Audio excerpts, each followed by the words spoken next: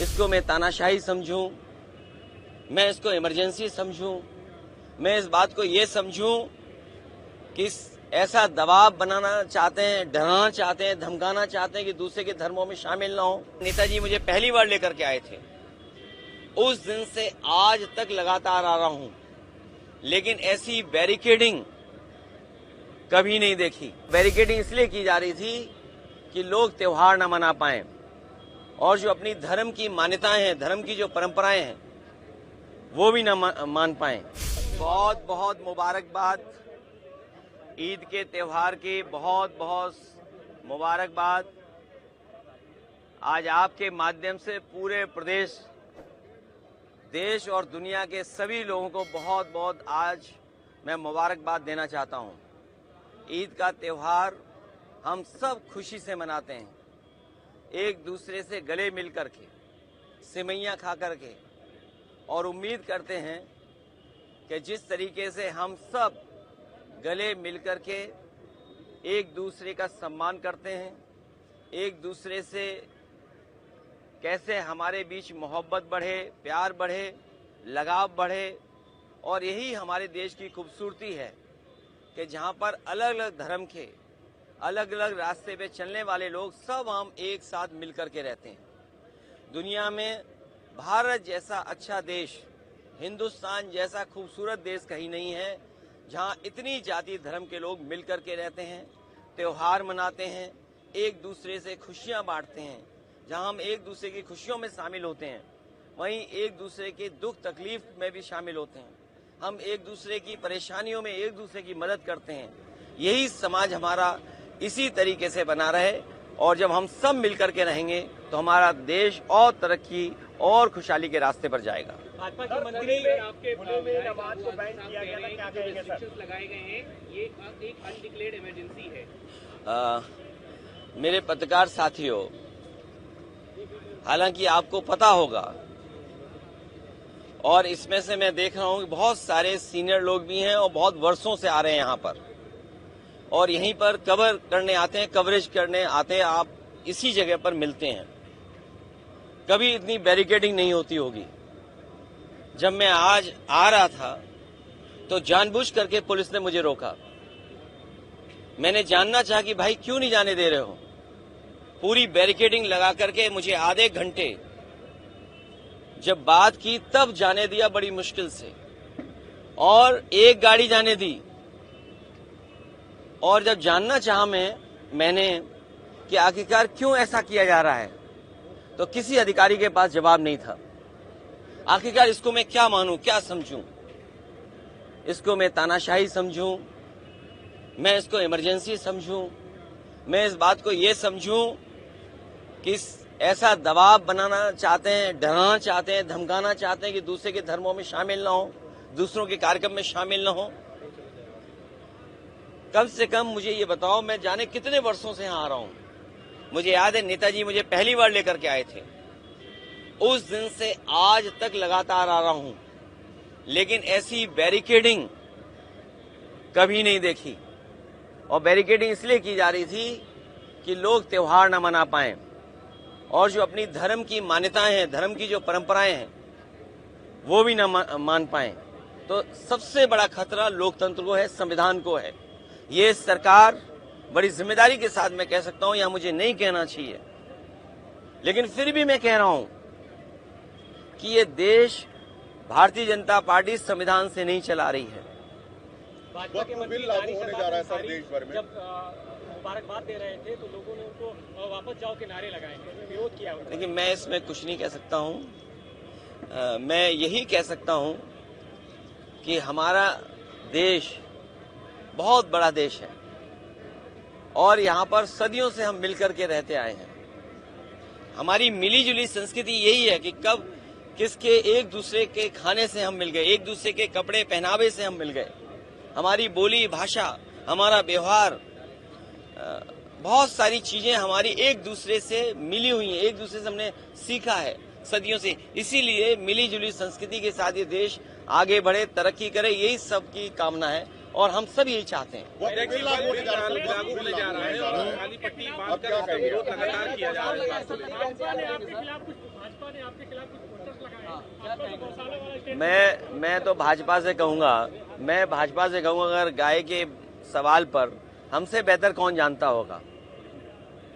भाजपा वालों को मैं इतना कहना चाहता हूं, जो पोस्टर लगा रहे हैं, जो चैनल में डिबेट कर रहे हैं, और बड़े बड़े एंकर, ये जो बड़े बड़े राष्ट्रीय चैनल हैं जिनके एंकर बड़े बड़े बहस कर रहे हैं गाय पर, मैं सबसे कहूंगा कि गाय संरक्षण के लिए काम करें। जितनी भी हमारी एंकर महिलाएं हैं, एंकर पुरुष हैं, और जो कंपनियां इन्वेस्ट कर रही हैं इन चैनलों में, मैं उन कंपनियों के मालिक से भी बड़े हाथ जोड़ के निवेदन करूंगा कि वो लोग भी गाय के संरक्षण पे, गाय को के संवर्धन पर, गाय के और हमारी कैसे पले बढ़ें उसके लिए काम करें। और जो बात मैंने कही वो इसलिए कही थी मैंने, क्योंकि भारतीय जनता पार्टी के लोग न गिनती बताएंगे कि गाय और सांड कितनी हैं उनके यहां, न गिनती बताएंगे, न मरने वालों की गिनती बताएंगे, और बजट आखिर कहां खर्च हो रहा है ये भी नहीं बताएंगे। तो मैं अपने पत्रकार साथियों से कहूंगा, जितनी जिम्मेदारी से मुझे आप जानकारी दे रहे हैं, उतनी जिम्मेदारी से संख्या कहलवा दो उनसे, और उस संख्या में एक महीने में कितने लोगों की जान जा रही है गायों की, वो भी संख्या बता दें। और आखिरी में अपनी बात कहता हुआ, ये सब बहस इसलिए भारतीय जनता पार्टी छेड़ती है क्योंकि जो बुनियादी सवाल है, किसान की आय दोगुनी होना, नौजवान की नौकरी रोजगार का सवाल, इन्वेस्टमेंट आने का सवाल, महंगाई का सवाल, बिजली महंगी का सवाल, इलाज दवाई है ही नहीं अस्पतालों में, और सबसे बड़ी बात जो छिपाना चाहते हैं वो जो भ्रष्टाचार है, ease of doing corruption, ease of doing and taking commission, ease of doing घोटाला, और उनका ही सबसे प्रिय अधिकारी लापता है, भगोड़ा है, साबित हो गया है। और मैं आपसे कह रहा हूं, इतने चैनलों के सामने मुझे किसी ने जानकारी दी है कि वो आईएएस अधिकारी मुख्यमंत्री आवास में छिपा हुआ है। आप देश भर में सर वक्त बिल लागू होने वाला है। विधायक नंदकिशोर गुर्जर अपनी ही सरकार के खिलाफ हमलावर है। देखिए, हमलावर नहीं है। उन्होंने कहा कि माँ का दूध पिया हो तो, अगर ये बात गलत हो तो बताइए। बिल्कुल सही कहा भाई, जो विधायक है कब दुख तकलीफ में होगा, परेशानी में होगा, उसका अपमान हो रहा होगा, वो अपमान नहीं सहन कर पाया। अपमान जो हुआ उसने अपनी भाषा गुस्से में निकाल दी। तो अब सोचिए, उन्हीं का विधायक ये कहता हो, उनके अधिकारियों का हो, माँ का दूध याद दिलाता हो। अब अधिकारी जाने और बीजेपी के लोग जाने। अखिलेश जी, सड़कों पे कांवरिया चल सकते हैं तो 5 मिनट की नमाज क्यों नहीं हो सकती? अबू आदमी ये पूछ रहे हैं। वो ठीक कह रही हैं। क्या कहेंगे सर? ममता बनर्जी जी जो कह रही हैं एकदम ठीक कह रही हैं। आज जो ममता बनर्जी जी फेस कर रही हैं बंगाल में, जिस तरह का भारतीय जनता पार्टी झूठा प्रचार कर रही है बंगाल में और बिहार में, इसी तरह का गंदा प्रचार, घटिया प्रचार भारतीय जनता पार्टी ने यूपी में भी किया था, और आप लोग सब जानते हो। लेकिन मैं जानता हूं कि आप भी कुछ नहीं बोलोगे।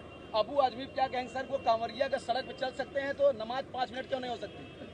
उस बहस में मैं नहीं पढ़ना चाहता हूं, लेकिन जो सड़क है, मेरे साथ कौन चलना चाहता है? अभी सोमवार को कौन चलेगा मेरे साथ? बताइए सर, कहाँ चल रहे हैं? हाँ, अच्छा, हाँ, ठीक है।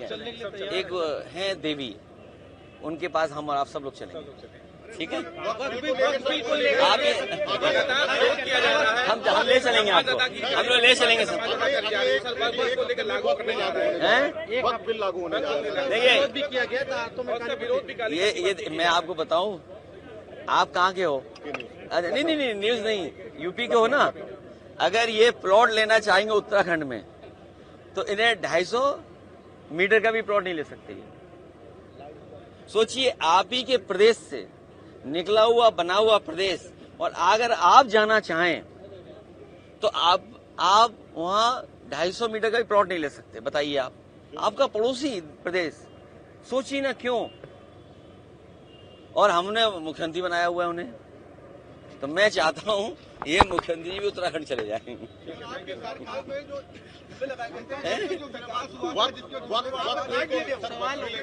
अरे वक्फ बोर्ड, मैंने तुमसे क्या कहा? बीजेपी ने पहले एंग्लो इंडियन का वो लिया वापस आरक्षण, जो एंग्लो इंडियन का रिजर्वेशन था वो छीन लिया।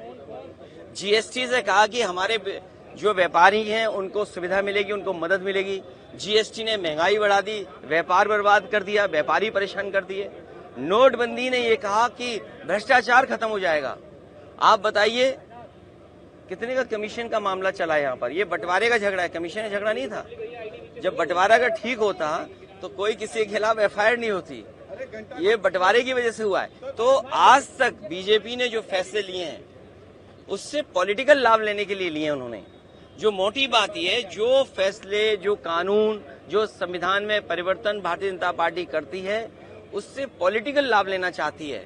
उससे भारत का विकास, हिंदुस्तान का विकास नहीं होता। और अगर भारत का, हिंदुस्तान का विकास हो रहा होता, चाहे नोटबंदी के फैसले से, चाहे जीएसटी लागू करने के फैसले से, तो आज हमारे 80 करोड़ लोगों को राशन नहीं देना पड़ता। 80 करोड़ लोगों की आय सरकार नहीं बता पा रही। आप वक्फ बोर्ड की बात कर रहे हैं, बीजेपी वालों से पूछिए कि 80 करोड़ लोग जिन्हें आप राशन दे रहे हो उनकी प्रति व्यक्ति आय क्या है। और आपसे बेहतर कौन जानेगा, कोविड के बाद से आपका वेतन नहीं बढ़ा।